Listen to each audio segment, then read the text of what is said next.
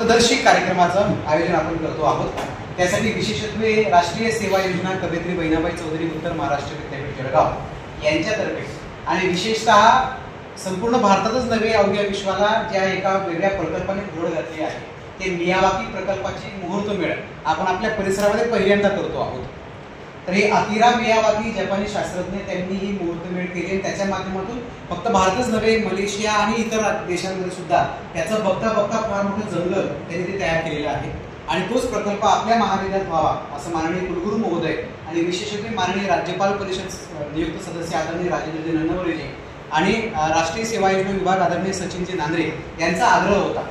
जेव्हा ही संकल्पना आपल्या तापी प्रसिद्ध विद्यामंडळाच्या धनाजीराणा महाविद्यालयाच्या माननीय प्राचार्य साहेबांसमोर आली तर श्री माननीय साहेबांनी त्याला उचललं आणि विचार केला की आपल्या या पंचकृषीमध्ये जर या मियावाकी प्रकल्पामुळे 2 सेंटीग्रेड तापमानाचा फरक होत असेल तर का म्हणून ते आपण करू नये आणि म्हणून आपण हा प्रकल्प राबवण्याचा प्रयत्न करतो आहोत। त्या प्रकल्पाला आपण उद्याच्या दिवशी दिनांक 8 जुलैला आपण सगळ्यांना ज्ञात आहे की माननीय लोकसेवक मधुकरराव चौधरी यांची 15वी पुण्यतिथी आहे। खरं तर बाळासाहेबांनी गिरवा सातपुडा मोठा अभियान राबवलं होतं, त्याचे आपण सारे सुपरिचित आहात। त्या अभियानाचा एक भाग म्हणून आपल्या सातपुड्याच्या जंगलामध्ये जे भारतीय प्रजातीच्या औषधी वनस्पती असलेल्या दुर्मिळ जे वृक्ष आहेत त्यांची लागवड बाळासाहेबांच्या संकल्पनेतून मांडली। भेटण्याचा उद्देश असा आहे की आपल्याला माहिती आहे की 8 जुलै रोजी माननीय लोकसेवक मधुकरराव चौधरी यांची 15वी पुण्यतिथी आहे आणि काही दिवसापूर्वी विद्यापीठाने एक परिपत्रक जारी केलं होतं की ज्यामध्ये राज्यपालांनी सांगितलेलं होतं की बाबा मियावाकी घन वन प्रकल्प म्हणून ही योजना महाराष्ट्रामध्ये विद्यापीठाच्या माध्यमातून राबवायची आहे। मग त्या उद्देशाने आपल्या विद्यापीठामध्ये जे राज्यपाल नियुक्त व्यवस्थापन परिषद सदस्य आहेत राजेंद्र नन्नवरे यांच्याकडे विद्यापीठाने जबाबदारी दिली आणि ज्या महाविद्यालयांना हा प्रकल्प राबवता येईल अशी त्यांनी सर्वे केला आणि मागच्या वेळेला त्यांनी संपूर्ण कवयित्री बहिणाबाई चौधरी उत्तर महाराष्ट्र विद्यापीठामध्ये 3 महाविद्यालयांना ही परवानगी दिली। हा जो प्रकल्प आहे हा राबवण्यासाठी सुरुवातीला 3 महाविद्यालय निवड झाली आणि आपल्या सर्वांची आनंदाची गोष्ट आहे की आदरणीय कुलगुरू साहेब असतील किंवा विद्यापीठाचे अथॉरिटी असतील यांनी आपल्यावरती विश्वास ठेवला आणि आपल्या महाविद्यालयात निवड केलेली आहे। आणि मग त्यांनी आम्हाला सांगितलं की जे काही तुमच्या राष्ट्रीय सेवा योजनेत दत्तक गाव असेल त्या दत्तक गावामध्ये तुम्ही हा प्रकल्प राबवा। आणि मागच्या वर्षी आपलं जे दत्तक गाव होतं ज्यावेळेला प्रकल्प आला त्याला कळमोदा हे गाव होतं आणि त्यावेळेला दुर्दैवाने कळमोदा गावाला आपलं शेवटची टर्न होती आणि म्हणून मग आम्ही त्यांना विनंती केली की बाबा कळमोदा गावामध्ये नंतर आमच्याकडनं हा जो प्रकल्प आहे हा राबवण्यासाठी अडचणी येतील म्हणून मग तुम्ही हा प्रकल्प आमच्या महाविद्यालयाच्या आवारामध्ये राबवण्यासाठी परवानगी द्या। त्यांनी सांगितलं की तुम्ही तुमचं जे व्यवस्थापन आहे मॅनेजमेंट असेल यांची चर्चा करून आम्हाला ठराव करून द्या।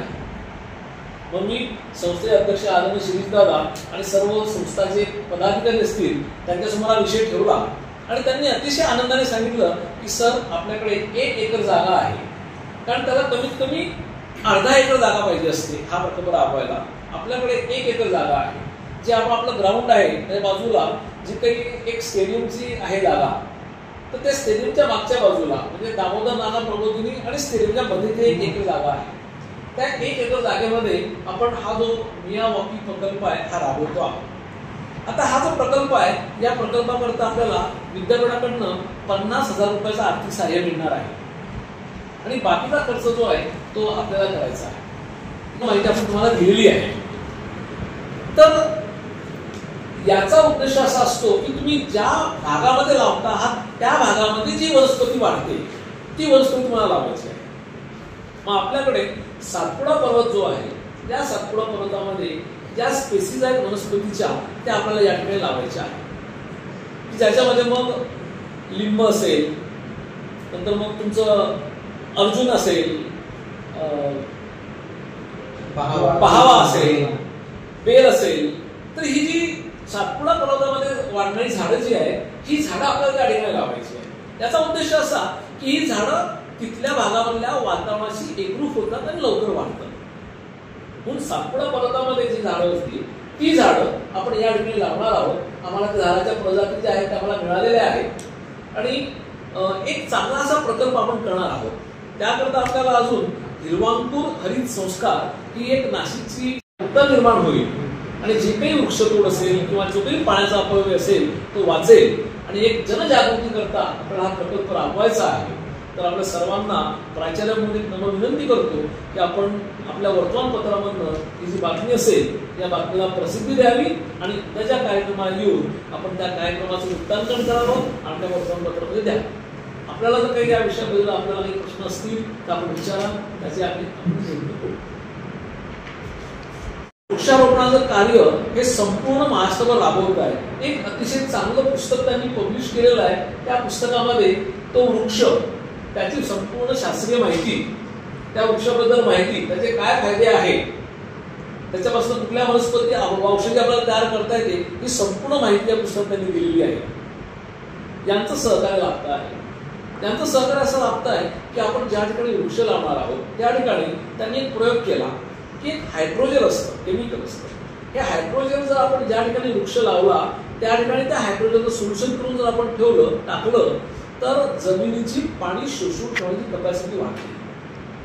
तर त्यांनी आपल्याला हायड्रोजन प्रोव्हाइड केलेलं आहे. आपण जे काही वनस्पती लावू त्या ठिकाणी हायड्रोजन लावणार आहोत, आपण त्या ठिकाणी सोडणार आहोत त्यांना. आणि एक चांगल्या प्रकारचा प्रकल्प हा आपल्या या परिसरामध्ये महाविद्यालयामध्ये हा होणार आहे.